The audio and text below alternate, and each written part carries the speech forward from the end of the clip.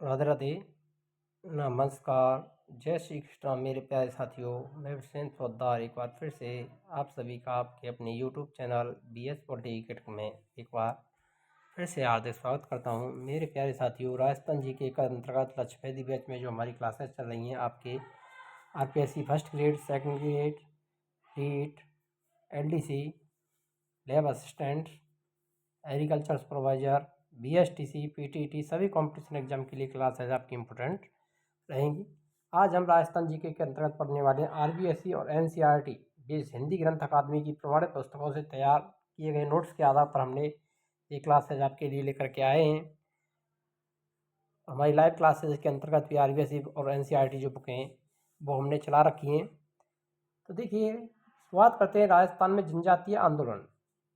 तो आज का टॉपिक राजस्थान में जनजातीय आंदोलन रहेगा, जो एक इम्पोर्टेंट टॉपिक है, यहाँ से हमेशा क्वेश्चन देखने को मिलते हैं। राजस्थान में जनजातीय आंदोलन का मुख्य उद्देश्य की बात करें तो आदिवासियों को सामाजिक रूप से परिपक्व करना था। राजस्थान के जनजातीय क्षेत्रों में भीलों द्वारा सबसे पहले भगत आंदोलन चलाया गया। दूसरी बार एक ही आंदोलन चलाया गया था। तो जनजातीय क्षेत्रों में सबसे पहले भीलों द्वारा चलाया गया पहला आंदोलन कौन था? वो था भगत आंदोलन। दूसरा आंदोलन था एक ही आंदोलन। जबकि ढूंढाड़ क्षेत्र की बात करें तो मीणा द्वारा मीणा आंदोलन चलाया गया। कहाँ पर? ढूंढाड़ क्षेत्र में। अपने नोट्स भी आप तैयार करते चलें। साथ ही साथ राजस्थान जनजातीय आंदोलन के प्रमुख कारणों को देख लेते हैं। कौन कौन से कारण रहे जिनके कारण राजस्थान जनजातीय आंदोलन हुए थे। सबसे पहला था बोलाई कर। मोस्ट इंपोर्टेंट है। बोलाई कर क्या है, पूछा जाता है। बोलाई बोलाई क्या था? तो एक प्रकार का कर था जो कि राजमार्ग पर कर लिया जाता था। पर रखवाली कर को अंग्रेजों द्वारा समाप्त करना, बोलाई कर और रखवाली जो कर थे उनको अंग्रेजों के द्वारा समाप्त कर दिया गया था। दूसरा, महुए से बनी शराब।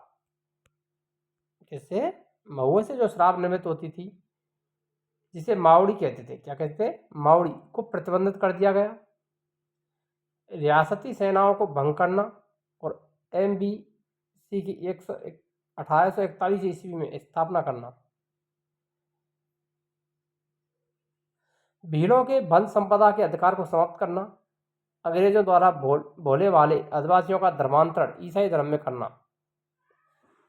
ये प्रमुख कारण रहे जिससे जनजातीय आंदोलन प्रभावित हुए थे, जिनके कारण जनजातीय आंदोलन हुए थे। तो इन कारणों को ध्यान रखना। बोलाई कर राजमार्ग कर था और रखवाली कर उनको समाप्त किया गया। महुए की बनी शराब मावड़ी को प्रतिबंधित किया गया। रियासती सेनाओं को भंग कर दिया गया। MBC की 1841 ईस्वी में स्थापना हुई। भीलों के वन संपदा के अधिकार को समाप्त किया गया। अंग्रेजों द्वारा भोले वाले आदिवासियों का धर्मांतरण ईसाई धर्म में करवाया जाना। तो ये प्रमुख कारण थे जिसके कारण जनजातीय आंदोलन राजस्थान में हुए थे। अब बात करते हैं स्वामी दयानंद सरस्वती की। सबसे पहले राजस्थान में सामाजिक सुधार आंदोलन के जनक की बात करें तो स्वामी दयानंद सरस्वती को माना जाता है। इसको माना जाता है स्वामी दयानंद सरस्वती। स्वामी दयानंद सरस्वती की बात करें तो ये राजस्थान में 2 बार आए थे। कितने बार आए थे? 2 बार। जिन्होंने 1883 ईस्वी में परोपकारी नामक सभा की स्थापना की। परोपकारी सभा की स्थापना 1883 ईस्वी में की थी। किसने? दयानंद सरस्वती ने की। भारत में स्वदेशी आंदोलन के प्रणेता की बात करें तो स्वामी दयानंद सरस्वती को माना जाता है।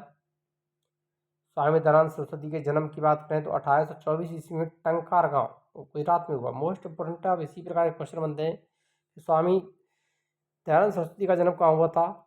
तो टंकारा गांव गुजरात में हुआ। इनके मूल नाम की बात करें तो मूलशंकर। मूल नाम क्या था? मूलशंकर था। सर्वप्रथम 1863 ईस्वी में करौली राजस्थान में आए। मोस्ट इंपॉर्टेंट है कि दयानंद सरस्वती सबसे पहले राजस्थान में कहाँ पर आए थे और कब आए थे? तो 1863 में करौली में आए थे। कहाँ आए थे ये? करौली। 1875 ईस्वी में इन्होंने उदयपुर में सत्यार्थ प्रकाश नामक ग्रंथ की रचना की। Most important, RPSC first grade के अंतर्गत पूछा भी जा चुका है कि सत्यार्थ प्रकाश के दूसरे प्रकाशन की ग्रंथ की रचना इन्होंने कहाँ की थी? तो उदयपुर प्रवास के समय जब उदयपुर आए थे, उदयपुर में सत्यार्थ प्रकाश का दूसरा संस्करण लिखा था इन्होंने। 1883 ईस्वी में ये अजमेर से मारवाड़ के शासक जसवंत सिंह द्वितीय के अनुरोध पर जोधपुर गए। 1883 ईस्वी में ये अजमेर से कहाँ गए थे? जोधपुर, मारवाड़ शासक जसवंत सिंह द्वितीय के आग्रह करने पर। जहाँ 23 सितंबर 1883 ईस्वी को जसवंत सिंह द्वितीय की प्रेमिका, जिसका नाम था नन्ही जान। क्या नाम था? नन्ही जान ने इन्हें दूध में शीशा घोल करके पिला दिया था, जिसके कारण इनकी मृत्यु हो जाती है। इसके बाद पहले तो स्वामी जी का जोधपुर में और बाद में अजमेर अस्पताल में उपचार किया गया, लेकिन सफलता नहीं मिली।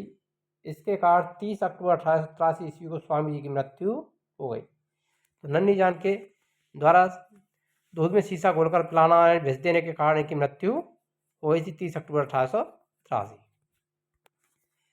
अब बात करते हैं गोविंद गुरु की। तो ये दूसरे जनजातीय आंदोलन के प्रेरता थे। राजस्थान में स्वदेशी आंदोलन के प्रेरता और भीलों में अलग जगाने वाला प्रथम नेता गोविंद गिरी थे, जिन्होंने स्वामी दयानंद सरस्वती से प्रभावित होकर के 1883 में सिरोही में संप सभा की स्थापना की। मोस्ट इंपोर्टेंट है, संप सभा की स्थापना कहाँ की गई थी? सिरोही, 1883 में।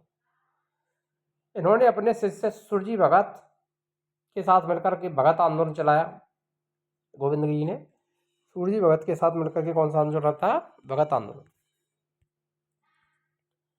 इनका जन्म 1858 ईस्वी में बांसिया गांव डूंगरपुर में हुआ।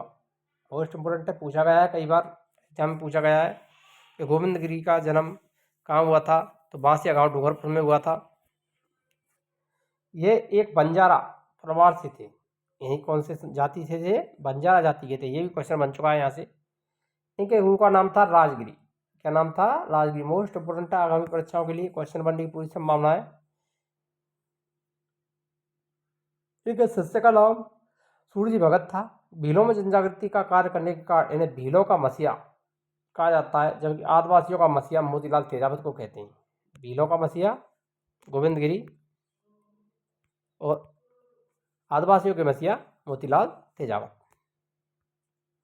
संत बाबूजी, आदिवासियों में सामाजिक सुधार हेतु संत बाबूजी ने निष्कलंक संप्रदाय की स्थापना की। मोस्ट इंपोर्टेंट, निष्कलंक संप्रदाय किसके द्वारा चलाया गया था? संत बाबूजी के द्वारा चलाया गया था आदिवासियों में सामाजिक सुधार के लिए, जिसकी प्रमुख पीठ सांवला गांव डूंगरपुर में है। इंपोर्टेंट है क्योंकि यहाँ से क्वेश्चन बनने की पूरी संभावना रहेगी। निष्कलंक संप्रदाय की प्रमुख पीठ कहाँ स्थित है? सांवला गांव डूंगरपुर। तो संत बाबूजी द्वारा लिखे गए ग्रंथों को क्या कहते हैं? चौपड़ा कहा जाता है। क्या कहा जाता है? चौपड़ा, जिसमें तीसरे विश्व युद्ध की भविष्यवाणी है। बाबूजी द्वारा जो ग्रंथ लिखे गए थे उनको क्या कहते हैं? चौपड़ा। और इनमें तीसरे विश्व युद्ध की भविष्यवाणी की गई है।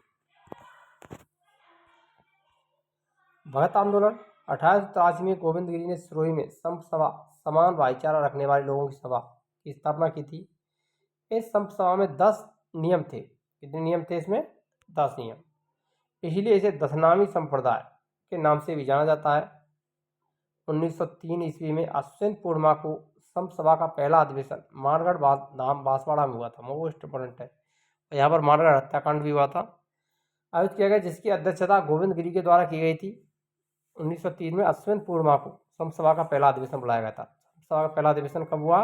अश्विन पूर्णिमा 1903। इस सम्मेलन का मुख्य उद्देश्य पिछड़ी आदिवासी जनजातियों का सामाजिक विकास करना, समाज में व्याप्त कुरीतियों को समाप्त करना था। और आपने अभी तक हमारे वीडियो को लाइक नहीं किया तो वीडियो को लाइक करें, शेयर करें अधिक से अधिक, ताकि प्रत्येक विद्यार्थी तक हमारी जो निःशुल्क क्लास है वो पहुँच सकें। और चैनल को सब्सक्राइब नहीं किया तो अधिक से अधिक चैनल को सब्सक्राइब करें। यहाँ पर आपके लिए सभी कॉम्पिटिशन एग्जाम के लिए निःशुल्क तैयारी हमारे यूट्यूब चैनल BS पॉलिटिकल पर आपके लिए करवाई जाएगी, ना किसी फेसबुक के। सारी की सारी क्लासेज आपको हमारे यूट्यूब चैनल पर देखने को मिलेंगी। तो आइए आगे बढ़ते हैं। इस आंदोलन में निर्णय लिया गया था कि प्रतिवर्ष इस दिन इसी स्थल पर सामाजिक विकास की समीक्षा हेतु वार्षिक अधिवेशन आयोजित किए जाएंगे। परंतु अंग्रेज नहीं चाहते थे कि यह पिछड़ी जाति शिक्षित समझदार ना हो, अतः अंग्रेजों ने गोविंद गिरी को गिरफ्तार करवाकर अहमदाबाद जेल में डाल दिया। मोस्ट इंपोर्टेंट, गोविंद गिरी को कौन सी जेल में डाला गया था? अहमदाबाद जेल में। कह रहे जिन्होंने 1910 में रिहा किया गया था। 1910 ईस्वी में गोविंद गिरी ने 33 सूत्री मांग पत्र सरकार के सामने रखा, जिसे गुरुजी का पत्र भी कहते हैं। क्या कहा जाता है? गुरुजी का पत्र। 33 सूत्री मांग पत्र किसने रखा था 1910 में सरकार के समक्ष? गोविंद गिरी ने। 1913 ईस्वी में अश्विन पूर्णिमा को अंबादरा गांव मानगढ़ पहाड़ी बांसवाड़ा में 10 वर्ष पश्चात संप सभा का दूसरा अधिवेशन बुलाया गया। मोस्ट इंपोर्टेंट है, संप सभा का दूसरा अधिवेशन अश्विन पूर्णिमा को कहाँ बुलाया गया था? अंबादरा गांव मानगढ़ पहाड़ी बांसवाड़ा में आयोजित किया गया। इस अधिवेशन की निगरानी हेतु अंग्रेजों ने गुल मोहम्मद नामक थानेदार को नियुक्त किया। वेरी वेरी इंपॉर्टेंट है, नोट कर लेना है आपको। अंग्रेजों ने जो सभा का दूसरा अधिवेशन हुआ था उसकी निगरानी हेतु कौन सा थानेदार नियुक्त किया गया था? तो गुल मोहम्मद, जिसकी जनजाति ये लोगों ने हत्या कर दी थी। मानगढ़ कांड 17 नवंबर 1913। मानगढ़ दाम हत्याकांड कब हुआ था? 17 नवंबर 1913। गुल मोहम्मद की हत्या के बाद अंग्रेजों ने इस आंदोलन को कुचलने के लिए कर्नल सटन के नेतृत्व में MBC मेवाड़ भीड़ कोर को मानगढ़ भेजा। किसके नेतृत्व में भेजा था? कर्नल सटन के नेतृत्व में MBC मेवाड़ भीड़ कोर को मानगढ़ भेजा गया, जिसने मानगढ़ धाम को चारों ओर से घेर लिया और भयंकर गोलीबारी की, जिसमें लगभग 1500 भील शहीद हुए थे। कितने भील शहीद हुए थे? 1500। नोट, इस घटना को राजस्थान का प्रथम जलियांवाला बाग हत्याकांड की संज्ञा दी जाती है। इसी घटना के बाद गोविंदगिरी और पूंजाधीर जी को गिरफ्तार कर जेल में डाल दिया गया। 10 वर्ष बाद इनके रिहा होने पर इनके मेवाड़ आने पर प्रतिबंध लगा दिया गया। गोविंदगिरी ने अपने अंतिम दिन कंबोई गुजरात में बिताए। मोस्ट इंपोर्टेंट है, ध्यान रखना। गोविंदगिरी ने अपने अंतिम दिन कहाँ रहे थे? कंबोई गुजरात में बिताए।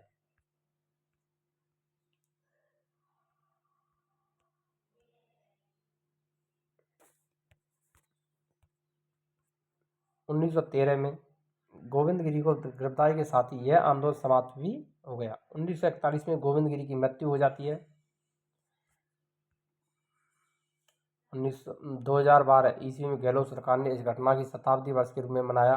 बांसवाड़ा में इनके नाम से गुरु गोविंद आदिवासी महाविद्यालय खोला गया है।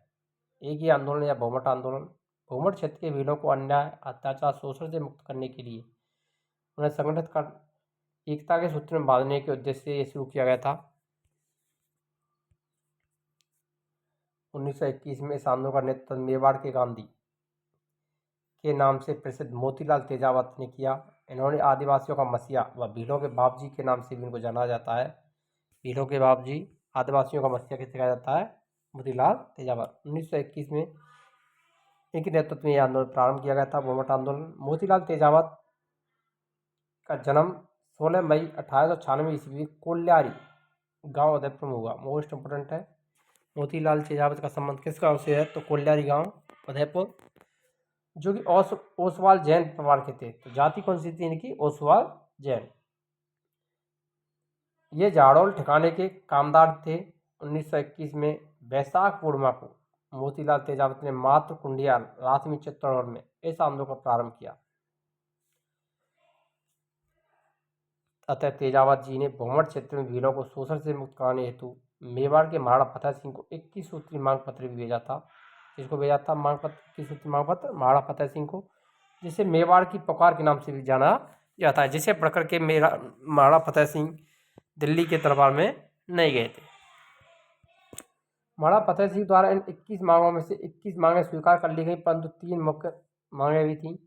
बेगार से मुक्ति, वन संपदा का अधिकार, सुअर मारने पर छूट नहीं मानी गई। वे तीनों मांगों में नहीं मानने के कारण आक्रोशित जनजातीय लोगों ने हकीम हुकुम नहीं का नारा दिया। मोस्ट इंपोर्टेंट है, हकीम हुकुम नहीं का नारा किसने दिया था? जनजातीय लोगों के द्वारा दिया गया था भूमट किसान आंदोलन के समय। 31 दिसंबर 1921 में मेवाड़ सरकार ने 50 से अधिक लोगों के एकत्रित होने पर पाबंदी लगाई। मोतीलाल तेजावत को गिरफ्तार किया गया और उन पर 500 रुपये का इनाम रखा, परंतु इस समय तेजावत जी उदयपुर से सिरोही चले गए।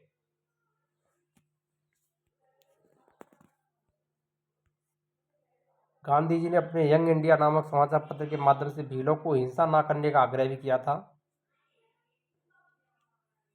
12 फरवरी 1922 को विजय सिंह पथिक ने गोपेश्वर सिरोही नामक स्थान पर भीलों से तेजावत जी से मुलाकात की। मोस्ट इंपोर्टेंट है, विजय सिंह पथिक की भीलों और मोतीलाल तेजावत से मुलाकात किस स्थान पर हुई थी? गोपेश्वर नामक स्थान पर सिरोही में 12 फरवरी 1922 को हुई। 7 मार्च 1922 को विजयनगर राज्य के नीमड़ा गांव में एक ही आंदोलन का एक बड़ा सम्मेलन आयोजित किया गया। इस सम्मेलन की सूचना पर मेजर सटन के आदेश पर मेवाड़ भीड़ कोर MBC ने आधाधुंध गोलियां चलाई। जिसमें 1200 भीड़ मारे गए। इसी घटना को नीमड़ा कांड के नाम से भी जाना जाता है। 12 अप्रैल 1922 को सियावा गांव सिरोही में भील व गरासिया जनजाति का सम्मेलन आयोजित किया गया। इस सम्मेलन में मेवाड़ भीलकों द्वारा गोलीबारी की गई, जिसमें गरासिया और भील शहीद हुए, जिसे सियावा कांड हत्याकांड के नाम से जाना जाता है। 12 अप्रैल 1922 को सियावा हत्याकांड हुआ था। 5 मई 1925 को सुरही के रोहेड़ा गांव के किसानों की सभा पर मेजर प्रचार्ड के आदेश पर एमबीसी मेवाड़ भीलकों ने गोलियां चलाई, जिसमें 50 लोग शहीद हुए, 150 लोग घायल हुए। इस घटना को रोहेड़ा हत्याकांड के नाम से जाना जाता है। रोहेड़ा कांड के पश्चात आक्रोशित भीलों ने आंदोलन को हिंसात्मक कर दिया और अंग्रेजों को मौत के घाट उतारने लगे थे। 1929 में गांधी जी ने मोतीलाल तेजावत से मुलाकात की। मणिलाल कोठारी को मेवाड़ भेजा। मोतीलाल तेजावत से मुलाकात हेतु गांधी ने किसे भेजा था? मणिलाल कोठारी को 1929 में। अतः गांधी जी से मुलाकात के बाद तेजावत ने गांधी जी के कहने पर अंग्रेजों के सामने खेड़ ब्रह्मा गुजरात में आत्मसमर्पण कर दिया था। इसके बाद 1929 से 1936 तक कुंभलगढ़ जेल में रहे। तो मोतीलाल तेजावत किस जेल में रहे थे? कुंभलगढ़ जेल से संबंध है मोतीलाल तेजावत का। 1936 ईस्वी में मेवाड़ महेंद्रराज सभा ने तेजावत जी को कैद से रिहा कर दिया। 1963 ईस्वी में तेजावत जी का देहांत हो गया। मीणा आंदोलन 1924 ईस्वी में डूरा क्षेत्र के मीणाओं की आपराधिक प्रवृत्ति को रोकने के लिए ब्रिटिश सरकार के द्वारा क्रिमिनल ट्राइब्स एक्ट पारित किया गया था 1924 में।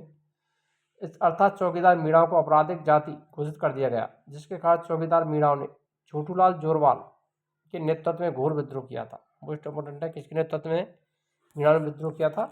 छोटूलाल जोरवाल के नेतृत्व। 1930 ईस्वी में जयपुर रियासत ने भी जरायम पेशा कानून दादरी अधिनियम पारित किया, जिसके अनुसार 12 वर्ष से अधिक आयु के स्त्री पुरुष बच्चों को रोज नजदीकी थाने में हाजिरी देना अनिवार्य कर दिया गया था। 1933 ईस्वी में जरायम पेशा कानून के विरोध में मीणा क्षेत्रीय महासभा की स्थापना की गई। इस सभा ने जयपुर सरकार से जरायम पेशा कानून को समाप्त करने की मांग रखी, लेकिन जयपुर सरकार ने इसका विरोध कर मीणाओं को कठोरता से दबाना शुरू कर दिया। 1944 ईस्वी में जैन मुनि मगन सागर की अध्यक्षता में नीम का थाना सीकर में मीणा का एक विशाल सम्मेलन आयोजित किया गया था। 1944 में जैन मुनि मगन सागर की अध्यक्षता में नीम का थाना सीकर में मीणा का सम्मेलन बुलाया गया। इस सम्मेलन में ही जयपुर राज्य मीणा सुधार समिति का गठन किया गया। इस समिति के अध्यक्ष बंशीधर शर्मा बनाए गए।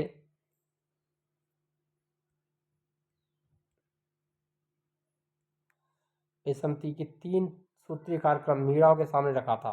मीणा जाति में व्याप्त बुराइयों, शराब पीना, चोरी करना को समाप्त करना, जरायम पेशा कानून को रद्द करने हेतु आंदोलन करना, चौकीदारी प्रथा को समाप्त करना। 1945 ईस्वी में जयपुर राज्य मीणा सुधार समिति का अधिवेशन आयोजित किया गया था। 1945 में कहाँ आयोजित किया गया था? ये आपको ध्यान रख लेना है, वेरी वेरी इंपॉर्टेंट है। जयपुर राज्य मीणा सुधार समिति का अधिवेशन आयोजित किया गया था। श्री माधोपुर सीकर में आयोजित इस सम्मेलन के संयोजक लक्ष्मी नारायण जरवाल को भारत सुरक्षा कार्यक्रम कानून के तहत गिरफ्तार कर लिया गया।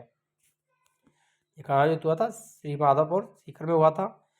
और इसका नेतृत्व करने वाले कौन थे? संयोजक कौन थे? लक्ष्मी नारायण जरवाल, जिन्हें भारत सुरक्षा कार्यक्रम कानून के तहत गिरफ्तार कर लिया गया था। 31 दिसंबर 1945 से 5 जनवरी 1946 तक पंडित जवाहरलाल नेहरू की अध्यक्षता में उदयपुर में अखिल भारतीय देसी राज्य परिषद के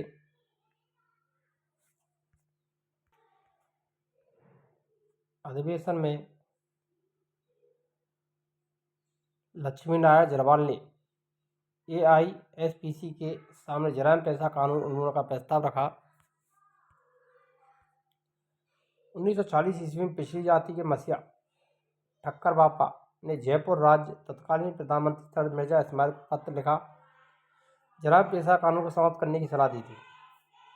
ठक्कर बापा ने जयपुर राज्य के तत्कालीन प्रधानमंत्री मिर्जा इस्माइल को पत्र लिख करके जरायम पेशा कानून को समाप्त करने के लिए सलाह दी थी 1940 में। अतः इनके प्रयासों के बाद ही सरकार ने 3 जुलाई 1940 को घोषणा की कि जिन मीडियाओं ने कभी कोई अपराध नहीं किया उन्हें जराइम पेशा कानून के अंतर्गत रजिस्टर नहीं किया जाएगा। साथ ही नाबालिग और बच्चों महिलाओं को पुलिस थाने में हाजिरी देने से मुक्ति दे दी गई। अक्टूबर 1940 को बागाबास जयपुर में मीरा जाति का एक विशाल सम्मेलन आयोजित किया गया था, जिसमें जयपुर प्रजामंडल के नेता हिराणा शास्त्री, टीकाराम पालीवाल शामिल हुए। इस सम्मेलन में की गई अपील के फलस्वरूप 16,000 मीराओं ने तत्काल चौकीदारी से त्यागपत्र दे दिया। इस कारण राज्य सरकार ने चौकीदारी के एवज में दी गई खालसा भूमि को खालसा घोषित कर दिया। इस दिन मीराओं ने मुक्ति दिवस मनाया। 1952 ईस्वी में लगातार प्रयासों के कारण लंबे संघर्ष के बाद जराइम पेशा कानून को रद्द कर दिया गया। अगर आपको वीडियो अच्छी लगी तो वीडियो लाइक करें, शेयर करें और चैनल पर नए हो तो चैनल को सब्सक्राइब करना ना भूलें। मिलते हैं नेक्स्ट वीडियो में, तब तक के लिए जय हिंद, राधे राधे, जय श्री कृष्ण।